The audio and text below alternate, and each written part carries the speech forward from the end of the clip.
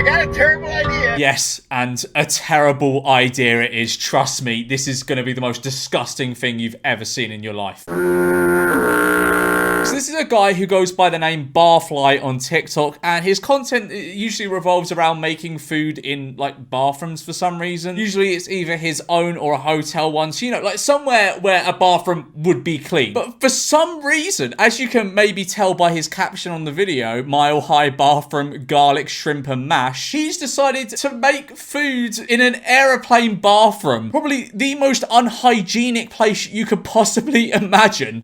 Funhouse active, king of the palace, rubber like Malcolm, balled up fist in the air to the flashlight, yeah, hands up in the air till they gun me down. I keep it 100. I've never felt so sick watching a TikTok before, and that's saying something. There's a lot of grim stuff on TikTok.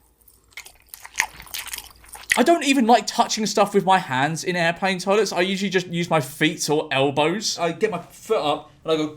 Also, a glaring question here. How do you get on a plane with a heating element in your hand luggage? I get stopped if I have nail scissors. Let them second guess me when I cop the Porsche with the porcelain skin. Grip the wheels, let the horses spits. Why they trash at the chore on my list? Added a shore, but it's just something about the finger shots where he's like digging into the butter. Also, imagine this is the only toilet on the plane. Like with some smaller planes, there's only one toilet and you're bursting for a piss, like absolutely bursting, but you can't go because some bloke is making prawns in the sink. How would you even react when he just walks out with a load of cooked prawns? I sipped the potion, imported it.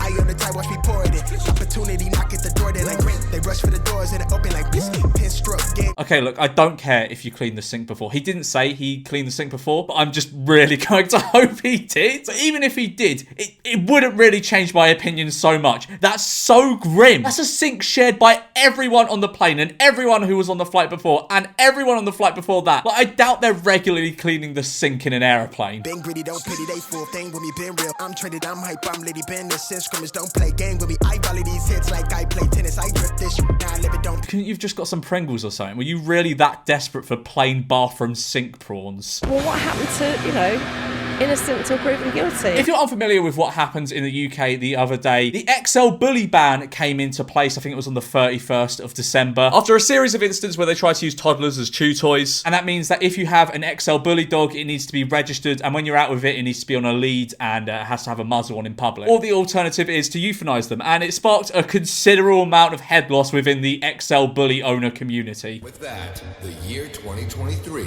is coming to an end. What? Oh no, oh no, oh no, I'm not having this. So from what I can gather, this guy has gone out in solidarity with his dog in a muzzle. What are you fucking doing, mate? What on earth are you doing? What do you think's going to happen? The lawmakers are going to watch this video and change their minds. I've seen a load of very similar images doing the rounds on mainly Twitter because everyone's just taking the piss out of them, and you'll see why in a second. So we got this one here of loads of XL bullies walking up the stairs to a calendar saying December 31st. Like as if as soon as the bell tolls the 31st of December, all XL bullies will be immediately euthanized. Like, you don't even have to get them euthanized. There's more, most of them are death themed. Like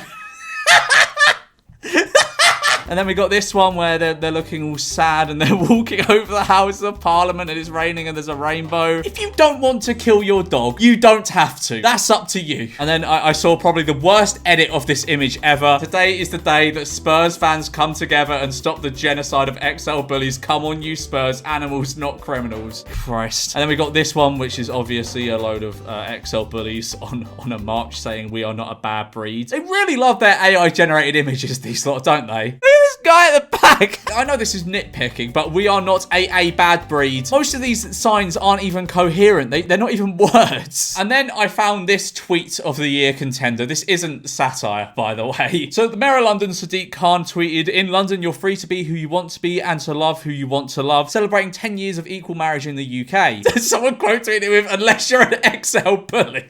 Are you marrying your dog? Yes, you cannot marry your dog. That's so unreal because it was only 28 28 minutes into the year, and I think this is already a tweet of the year contender. Whatever side of the fence you're on, I think we can all agree that this is insane. But I joined an XL Bully Facebook group to see what was happening on the ground. I wanted to hear what the actual XL Bully owners thought. So they tweeted out this image that, that we saw a minute ago. I found this sad photo earlier and thought that we should make this our profile picture, and a load of people made it their profile picture. He will protect all the precious angels. Oh my God, and they photoshopped Jesus holding an XL Bully. That's insane. And then I found this comment on the video I showed earlier of the guy wearing a muzzle in solidarity with his dog. Fair play to him, cuz what he is saying is humans can be aggressive and attack people, but don't get put to sleep. Just a way for the government to make the money breeders make. Do you seriously think that the government makes less money than what breeders make? And I know a lot of people were thinking this is probably bait. I don't think it is. I really do not think this is. It was a very serious Facebook group I was in. It's mass how a man can be put in 10 Downing Street and within 5 minutes he is killing dogs. He is worse than China. And that has 9 likes. Clearly some intelligent conversation is going on in these groups. A few weeks ago I made a video called Watching Videos with No Views, where me and my mate Cam put search terms into YouTube and filtered them by newest uploaded. And we found a video from a guy called Tape Nerd who has now taken down all his videos for some reason. I don't know why he did that. But he made a diss track in response to me looking at one of his videos, and I thought we'd have a look at it, because why not? Yo, memeless, you think you're so hilarious, but all I see is wannabe comedian, quite terrorist. You claim to be the king of memes, but where's the proof? Yeah, mate, you've got me there. I feel like I've been caught in a wormhole and gone back to 2017 the way I'm watching a diss track about me and commenting on it. Fucking anyway, let's see what else he's got to say. Memeless, you're just a joke, one hit wonder. Your videos lack substance, they make me ponder.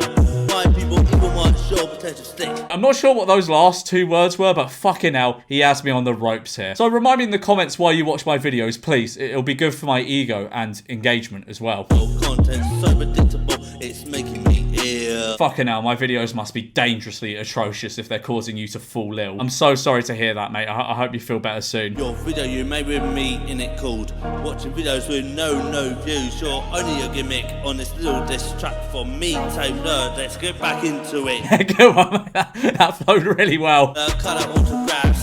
Memeless, you're just a joke. I can't, like, why did that transition go kinda hard? That was sick. I felt something there. Like, it gave me a bit of a rush, do you know what I mean?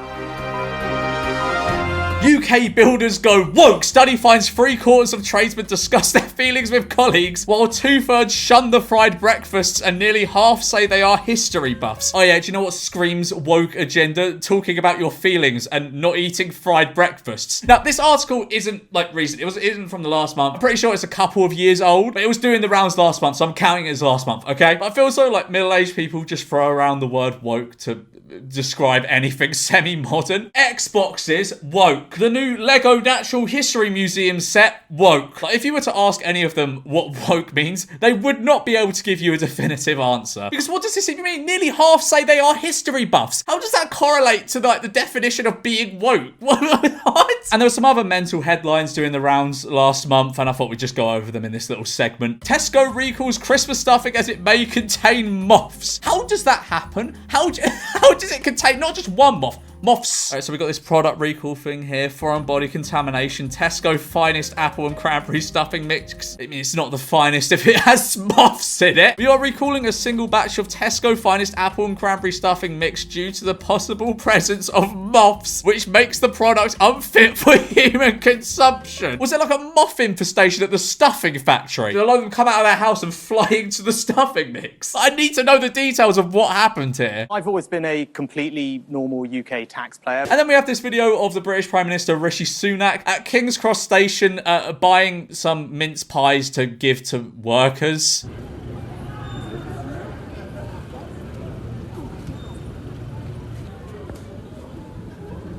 I love how he's just, like, pretending cameras aren't on him and he's just acting as if he's doing this out of the kindness of his heart and not as, like, some really cheap PR stunt. Also, you can tell he thinks he's done God's work here. Like, come on, Rishi. 6 boxes of mince pies. Yeah, that'll make up for everything. Okay, I'm gonna leave it there for this video. Like and subscribe, and Rishi Sunak will turn up at your house with a fresh mince pie for you.